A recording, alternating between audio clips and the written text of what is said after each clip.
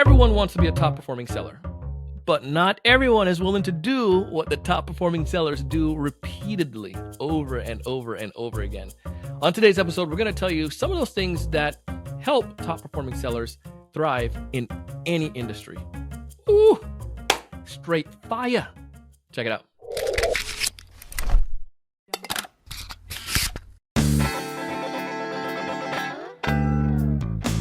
Hey, everyone. Welcome to another great episode of the Sales Evangelist podcast.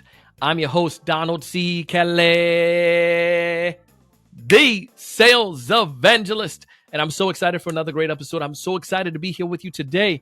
On this episode, I have my amazing friend, Kristie Jones. She has a fantastic book, which everyone should check out. We have a link down in the show notes, but it's Selling Your Way In. And Kristie outlines and gives so many different strategies. It's a playbook for setting your income and owning your life. And I want you to check this out. It's important as a sales rep that you understand this principle. If you're trying to be a top performing seller in any industry, you apply these things, and I promise you, Kristie has years of experience. She has worked with hundreds of organizations, perhaps even thousands, when it comes towards helping them to get set up with their sales processes and what's working and what's thriving for their company. I would highly recommend you connect with her on LinkedIn. As we dive into the conversation today, you're going to hear how we focus on several areas that she's seen repeatedly that helps these top performing sellers thrive to the point where they are, no matter what industry they're in. If this is your first time listening to our show, it's designed to help you to 3 to 5x your sales pipeline and help you to close twice as many deals. I want you to be able to be as successful as possible. Take the principles you apply today, especially this first one, and apply it this week, and it's going to make a huge difference. Kristie, welcome to the show. Welcome back to the show. Donald, it's so great to see you again. I haven't chatted with you in a while, so I'm excited about today's conversation. Oh, well, we're really pumped for this, and always grateful to for your insights that you bring. For those who are new to our community, probably have gotten a chance to hear from you yet, and we're going to link back to your previous conversations and stuff with us. Do you mind telling us a little bit more about what you do, Kristie? Sure. This will, in March, will be at year 9. So I really specifically work with mostly early stage VC-backed Series A startups. And the majority of what I do for them is putting the sales processes together. So formalizing, documenting, making sure that they have all the processes in place. A lot of times that's in someone's head, normally the founder, but it's not on paper. So thing one is to get those things written down and get them formalized and get them to a place where we can then do what I do is thing 2, which is what I call hiring help. I basically project manage the hiring process for companies who either don't have the time or just don't trust their gut. I say professional sales professionals or professional interviewees, so buyer beware. So definitely need to make sure that, again, particularly when you're just getting funding, you're just starting out, a mishire is, can really set you back, not even just months, but potentially years. Oh, for sure. So I want to make sure that people get started off on the right foot. So I spend most of my time helping get companies ready to scale.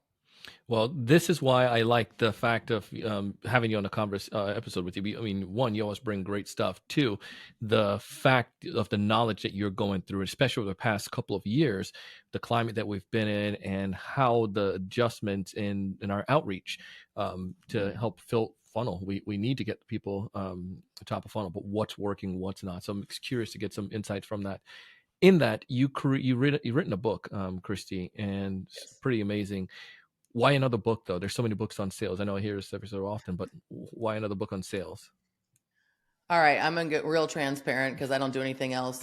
I want to get speaking engagements. And in reaching out to try to get keynote speaking engagements and even maybe breakout sessions, I wasn't able to check that author box. Yeah. And so I talked to a friend of mine, Barbara Weaver-Smith, who'd written a very successful book on whale hunting. Yeah. And I said to her, like, this We need is to what bring I her want on to the do. show And too, she's by like, the way. Sorry. oh, good. Yeah, she's great. And so I said, this is what I want to do. And she says, well, you're going to have to write a book. And I said, I got shit to say, and I don't need to write a book to say it. And she goes, yes, you do. And so I was really it was just some really tough love. Yeah. And so what I didn't decide to do, though, Donald, is I didn't decide to write a how-to book. To your point, there are a lot of books out there on, how to do discovery, how to do demos, how to negotiate, how to do certain types of things. And I didn't feel like I needed to write a how-to book. Yeah. Because of kind of the space that I live in, I walked into a lot of companies over the years where they had mishired somebody. And sometimes it was because the hiring person didn't really know what they were looking for. But in some cases, it was because the sales professional didn't really understand themselves well enough to put themselves in the right position to be successful. Mm. And so I spend a lot of time in the book. I believe that people are leaving a lot of money on the table, $1, $3, $5 million over a lifetime of income because you've chosen the wrong sales role, because you've chosen the wrong sales leader, because you've chosen the wrong company, the Wow. wrong product or service, or the wrong industry. And so I spend the first third of the book is all about you have to know yourself before you can know the prospect. And so if you're not putting yourself in the right position, and there's, again, that's segmentation, that's mid-market versus enterprise versus, small market. It's B2B versus B2C. It's all of these things. I always laugh when people reach out to me frequently and say, hey, my friend wants to go into sales. Can you chat with them? I go, sure. What kind of sales? And they look at me like, I thought you knew what you were talking about. Right. And I was like, there are as many sales opportunities out there as there are like cars on the road. Right. Right. And so I want people to really, I wrote the book for not only people who are thinking about going into sales, but people who haven't gotten to the top 10% yet. Yeah. The other thing, Donald, I was seeing is that the reason why people aren't getting to the top 10% is some of those reasons, right? They're not putting themselves, they're not playing to their sales superpower, their sales secret weapon. And so they're frustrated. As you know, we have a quota crisis in our industry, right? And I'm wondering, like, I think there's lots of reasons for it, right? I mean, we can do a whole show on just that debate, but I think one of the reasons is people are not playing to their strengths, playing to their superpowers, playing to their secret weapons, and putting themselves in a position to hit quota to get that extra $1, $3, or $5 million over their lifetime. So I really spent a lot of time talking about that in the book, along with, I think there's a lot of intrinsic things that the top 10%ers are doing that the other 90 have no clue about. Agreed. Oh my goodness, this is going to be straight fire. And Kristie, the first part I want to dive into, I love this idea, the way you framed the book then about, and the idea of knowing yourself first. And for all of you you're curious about the book already, you can find details about it down below. But selling your way in, we have a link down below so you can get access to that and check out Kristie. The first part though, and this is where it goes back into that broad question that people give you, like, I want to go into sales, can you talk to me? Everyone that's first has the idea of going into sales, they feel that they're a good sales professional. And it's like somebody saying, I want to go into sports. I want to be an athlete. Okay, there's so many different sports you can be an athlete in, and even in those different different sports, you can be different type of athlete. Like there's a difference between a LeBron and a difference between like a Chris Paul, or even like a center like somebody like Shaq. Like what is that role? And I find the people, and I could be wrong on this.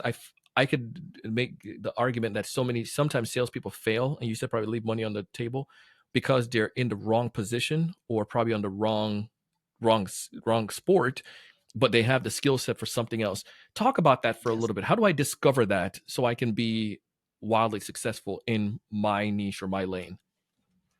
Yeah, I mean, there's a series of questions I ask people to ask themselves. So first off, if you don't know what your sales superpower is or where your strengths lie, it's things like what comes easy to me that's hard for others.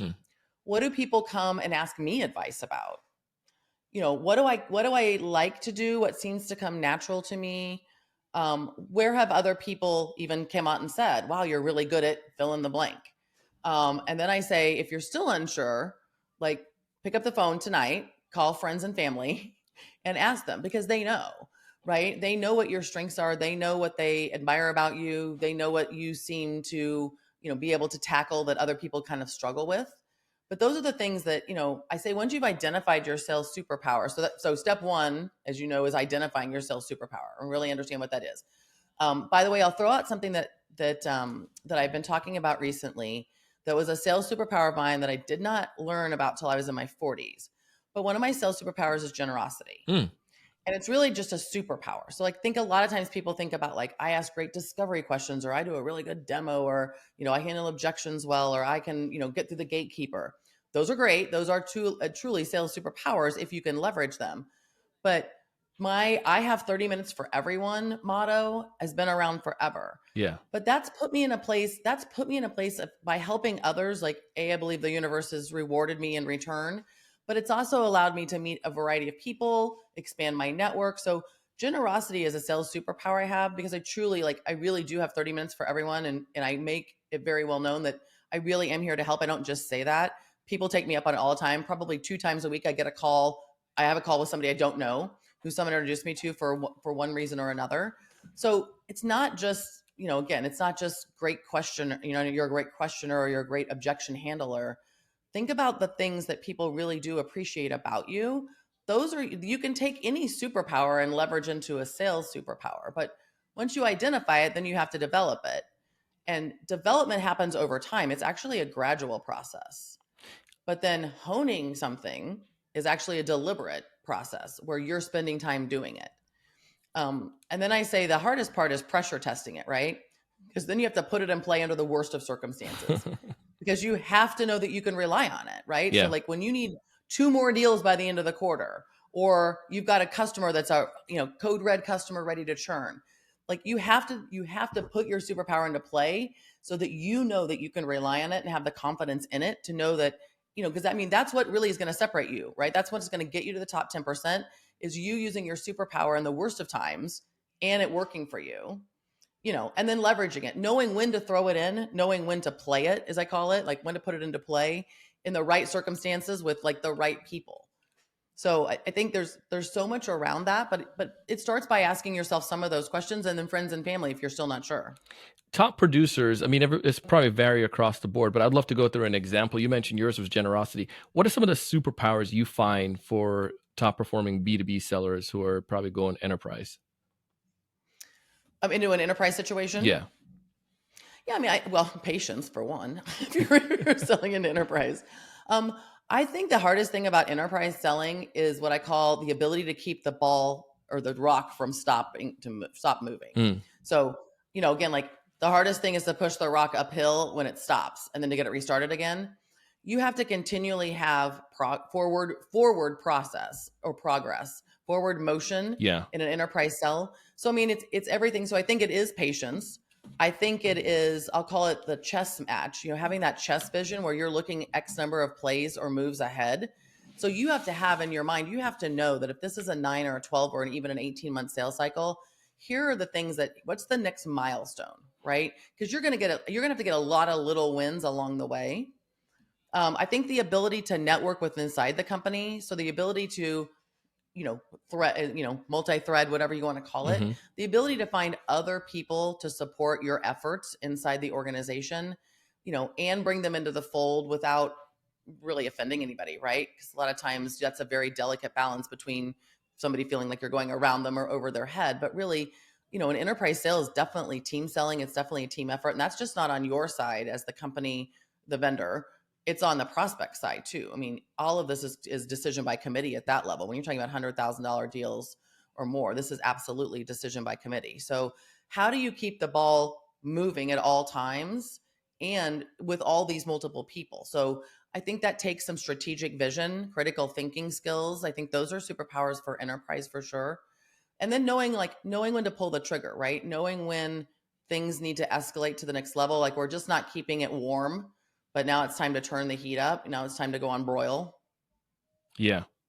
I like this. So it's almost, so if my superpower is maybe strategic thinking, being able to have the one thought ahead, or be able to think one step ahead kind of mentality, being a patient individual, those could be superpowers that can help me in an enterprise level way to help me be more effective.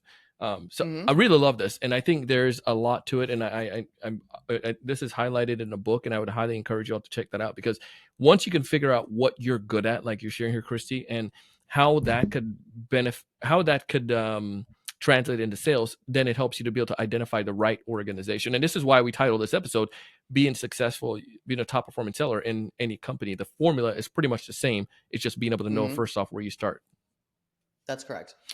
I know where I'm at right now, Kristie. I'm a mid-market seller. I'm doing B2B. I got my superpower. How do I find the right org to work at, and how do I then set myself up we can go to some of the tactical things to be more successful? Yeah, I think depends on how everybody's interview process is. But I think if you really are, an A player or an emerging, A player, then you're going to have to be a little bit picky. One of the things I talk about in the book is what I call the appropriate step change. So what that means for me is when I, as someone who's interviewing, and I look at even just a resume to start with, I'm saying to myself, did they make the right moves at the right time to get themselves to the next right step? That's still, again, it's the chess game. It's still looking multiple steps ahead. But again, let's just say that mid-market rep wants to be an enterprise seller at some point. Are they taking every time they take a jump, are they working in a more complex situation, selling a harder product for a higher amount of money, in a bigger industry or vertical? So I think you've got to ask yourself as you're interviewing, is this the next right step change for me? This isn't your end game. This is your means to the end game. And so does this company provide me things that I don't currently have? Am I going to get different type of training or experience? Am I going to get more support? Am I going to get better coaching? Am I going to have more resources? Am I going to be surrounded by other A players? Am I going to be able to level up just because of the group that I'm with? And, during my interview process, I say it's a 50-50 split. The first 50% of the interview process and the interviews, questionings, those kind of things, the interviews themselves, I'm trying to figure out if you are actually qualified to do the job. But once I determine that you're qualified to do the job, then I tell the candidate, I'm going to flip the script on you. And now I want to give you as much information. I truly believe, I say this all the time, and I don't know who believes me, who doesn't, but I do. The candidate will know way before I will whether this is a good or a bad idea. Because I can't know the candidate as well as they know themselves in 3 or 4 hours. Right. And so I say this to the candidate, like I say that exact thing. You're going to know before I know whether this is a good idea or a bad idea for you. But I have to give you enough information to make you an educated consumer. I have to give you enough information. So I have to introduce you to other people. I have to let you sit in on calls if I need to, or demos. I need you to know what systems that we're using. I need to help you understand the onboarding process so that you can make the right decision for you. Because I still think that that's the most important piece of the interview process. And I think a lot of people spend too much time on, I need to make sure you're the right person, but they don't flip that script to make sure that this is the right place for you. Because I can't get the best out of you. And I know that this is a means to an end, right? Yeah. Like, I'm not kidding myself. I'm not looking for anybody to be around even for 5 years, right? I would love you to be around for 3 years, by the way, but I will take you for 18 months, 24, but I mean, like, I'm not kidding myself, but I'm just thinking to people, like, sometimes I feel like they're looking for a job, but that's what the other 90% are doing, right? The other 90% are looking for a job. The 10% understand that this is a career and that every jump could be, could set them back 2 or 3 years or, push them forward 2 or 3 years. So true on that one. I've been in those situations where I fell into the jump back roles, and then I had others that catapult me forward. But it's the right stuff. And then sometimes you have people tell me, like, people say, like, that person's just so lucky. I think they just, some luck probably is a part of that. And I think some people do this better. Like, they know where they want to go, right, and what they want to do, rather than, I just need a job. So love it. And by the way, Donald, when you're a top 10%er, then that's how that you get those choices. Yeah. Right. That's right. When you're a top 10%er, you have a lot of choices, and you get to select the position, that role, the company, the industry that will fit your long-term career goals best. Come on, man. We need to put that, make sure that hit the show notes. That's got to make the show notes there. That's like a click to tweet. Let's go through about what are some of the things that top performing sellers are doing right now, Kristie, in industries to get to that level, with the quota challenging market that we're a part of. What are sellers doing to thrive and to succeed in any industry right now? Yeah, I'm going to give you an answer that you probably don't expect, but sure. I call it, the work to get to the top doesn't actually happen at work. It actually happens after work. So I ask this interview question. So if you interview with me, here it is. It's a freebie. I'm going to ask this every time. Name 3 things that you do consistently that you believe, regardless of the job role or the company you're working for, will make you successful. And here's what top 10%ers tell me. I'm at the gym every morning by 6. I read business books, not instead of watch The Bachelor. I have a spiritual or a religious practice. I, eat healthy. I make sure I get 8 hours of sleep. I put my phone down 2 hours a night so I can be present with my family. It's super clear to me when I ask that question and the answers that I get, the difference between the top 10% and the others, because the others are saying things like, I make a to-do list before I leave work every night. I'm super organized. I try to prioritize my day. They're That's what you should be saying. doing. Go ahead. That's what it is saying, but then the doing is totally different. Oh my goodness. Come on. That's such a good question. Yeah. And it's, the answer right away, I know what I'm dealing with, because top 10%ers understand, again, that the work to get to the top doesn't happen at work. You have to put the work in outside of work. Because if you're not your best self, how on earth are you going to be a top 10% at your company? Yeah. If you're not taking care of you and prioritizing you, then how is that going to work? I mean, you and I talked right before we hit the record button, but you mentioned a book that I had just downloaded on my Audible, and you're like, you've got to read that. And I said, great, because I'm driving to Kansas City and back this weekend, and I'll knock that out. But that's why that's what I do that's what I do when I travel and when I drive. I knock those things out because I need to continually, by the way, lifelong learner. Boom. Add that to the list, right? Lifelong learner. Here's another interview question I ask. Tell me who you're following and which podcast you're listening to. Did I say mine? And honestly, I don't really care about the answer so much, right? I just want to know that they're doing that. Yeah. Right? I listen to everything. Like, I'm a true crime junkie. So you can listen. On any given week, I'm listening to This American Life, which drops on Sunday nights, which I love, to Anatomy of Murder, which drops on Tuesday night. I know when everything drops, Donald. That's how I go to sleep at night. But I'm like, again, like some of it again is just pure entertainment, like the true crime junkie that I am. But This American Life has amazing stuff on it. I learn things all the time. Hidden Brain, one of my favorite podcasts. I'll drop one of my favorite podcasts. It's like The Psychology of Everything. Yeah. If you don't understand, the psychology of selling, if you don't understand people and the psychology of people, this job's get real hard. Oh my goodness. Yes. So much of this job is not like, and I think even in this episode so far, we haven't talked about the best opener for a cold outreach or anything like that. Because those things, I think it goes back to this principle you're teaching. Like, yes, there's some things that are working, and top performers if you do these other things, those things come as a byproduct, right? Like if you're building the habits, if you're on a right team, you have a passion for what you're doing, and some of those key factors, and the mental side is so critical with it. I love this. These interview questions, putting some of these down here. The other one, tell me what you do outside of work? That one that's a good one there. Now I'm trying to evaluate all the interviews I've ever done. That's funny. Yeah, you mentioned the mental side of the game, and I don't want to leave today without having had that conversation, because the third section of my book is all about that. Yeah. I grew up as an athlete, and a lot of top performers in all kinds of industries did. Right. What did you play? Competed it. I was a competitive racquetball player all through high school and college. Yeah, and now I play tennis competitively. I'm on a USTA women's tennis team, and I have been since I was 30. That's cool. So for a lot of years, and I still love the competitive side of everything. I'm competitive about everything. You're not into pickleball yet? You know what? I'm not. I say there's time for pickleball when I'm really old, but I have had a lot of tennis friends that have switched over. Yeah. And again, it really is all the rage. And again, they called it, originally an old people sport. That's what it was down here. I'd go past like the park, and I see these old people, and then all of a sudden, next thing I hear, I'm like Jimmy and Wade are playing pickleball, and then one of my buddies, like he's into it, and he just kind of blew up. There's a convention that they had here, for goodness sake. And again, it was interesting because the evolution of pickleball seems very similar to the evolution of racquetball, where I grew up playing. Initially, racquetball was a touch sport. Huh.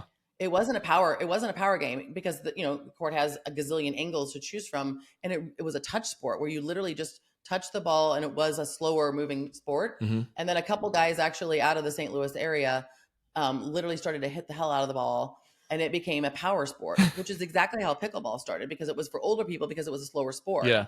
Now they're playing it like at speeds at some ridiculous pace, right? So I'm keeping an eye on the pickleball thing, but right now, as long as I can play tennis, I love playing tennis. So at some point, yeah. But I took all those things from all those years of playing, right? I had a sponsorship with Head Rackets in college. I played for money. like, I didn't go to, I never, I missed high school basketball and football games. I never went to prom. I mean, I was that girl. I was traveling. I had to travel on the weekends to play racquetball in these tournaments. Yeah. But, visualization, positive self-talk, affirmations. And I'm going to give you a new book, Donald. The little book, I'll have to look up here in a minute. The little book of affirmations, not affirmations. It's a quick read. I don't have the book, but I have the Audible. But it's a spin on affirmations. I won't give away the big secret on affirmations, but I have changed what I say out loud in the morning from affirmations to affirmations, because I'm a big believer in that too. What is give me one of your affirmations. One of my affirmations I'm working on right now is the speaking thing. So why is it so easy for me to get 8 to 10 keynote speeches every year? Oh, shoot. All right. That's what I'm saying every morning in the shower. Yeah. Along with a few other things, because it's the secret I just gave away. The secret is to add the word why. Yeah. Before your affirmation, right? And the reason is it forces your brain to figure out how to make that happen, because it's still an open question, right? I could say to myself, I'm going to get 8 to 10 keynote speeches every year. Yeah. But my brain's not going to work to try to make that happen. Yeah. When I say, why am I able to get 8 to 10 keynote speeches a year? My brain's like, well, why are you able to do that? Right. And so it's working in the background all the time to try to figure that out.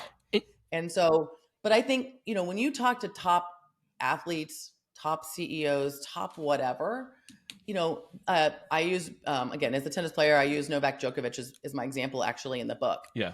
Because like Novak is at his age, he shouldn't be performing at the level he's performing, right? I mean, he spends so much time off the tennis court, getting himself in the best shape to be on the tennis court. I love to tell this one little piece. Like, he does not put any solids into his body, and he's not about intermittent fasting. He starts his day off with warm water and lemon to get his, alkaline balance in place. Then he has a green drink, and then he gets on the courts for 2 hours.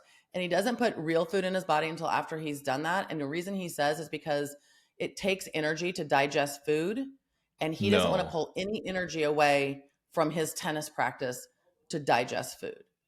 My goodness. Like, that's what top 10 percenters are thinking about. Yeah.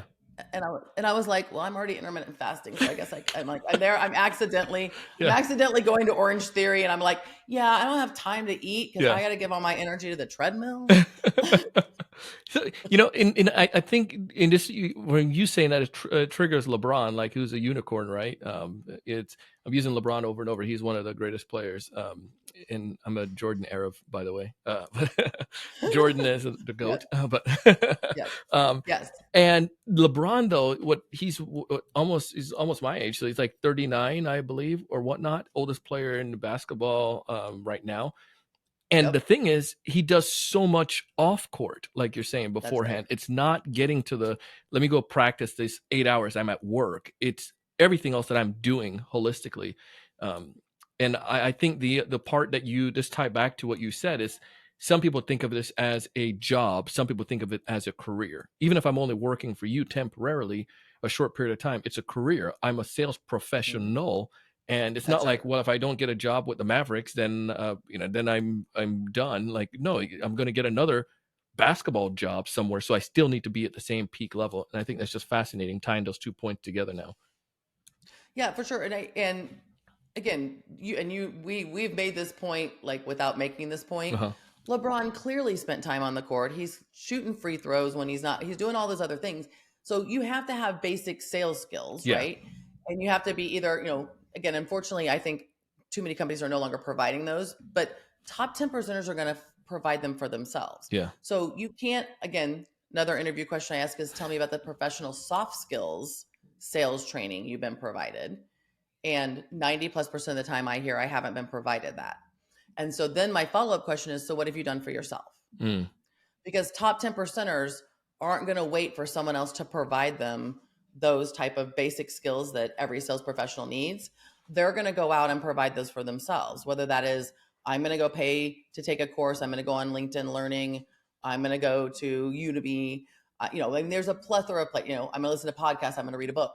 As you said, there's plenty of sales books out there. So top 10 percenters, yeah, sure. If your company provides that, that would be lovely, right?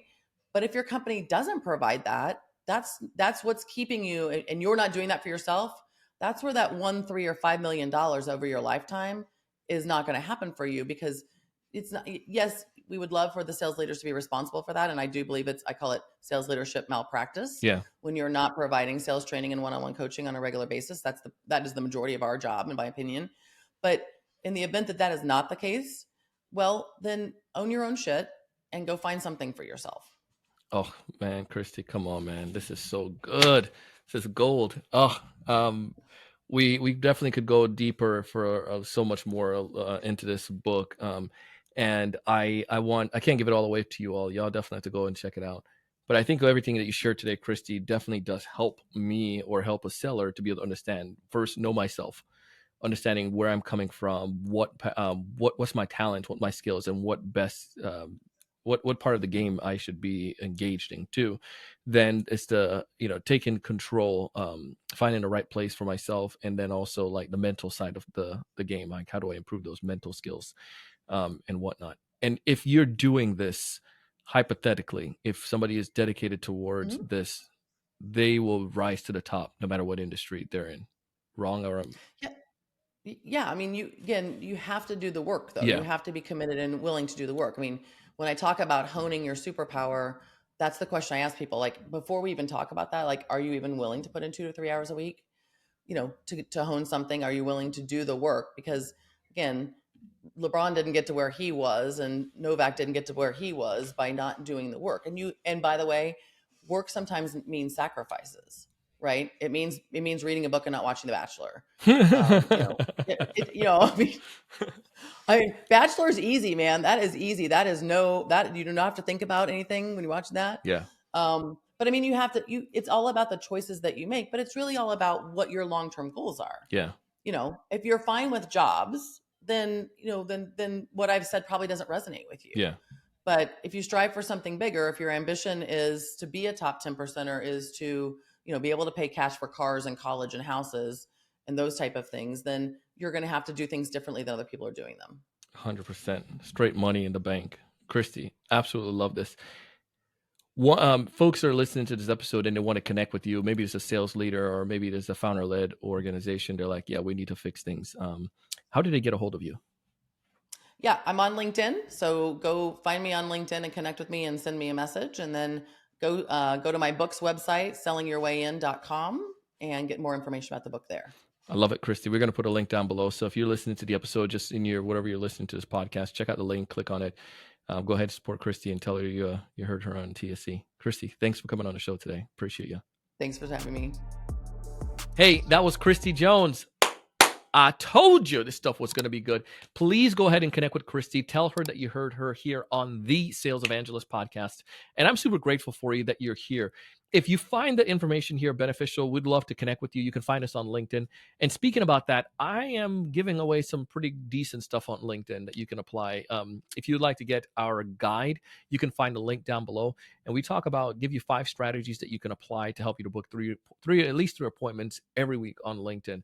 Go check it out, get access to that guide, and I would love to have you join us for some of our other pieces of content. Every Friday on LinkedIn, I'm sharing more tips and ideas because we mean it. We want the sales profession to be elevated. We want when your prospects reach out to you, when you reach out to them, that they actually take your call, they listen to you because they know you're industry authority leader. And episodes like this help you to get to that point. Anyways, I want you to thrive. I want you to succeed. I want you to raise the level of thinking. I want you to go out and do big things and make some money in the process. See you on the next one.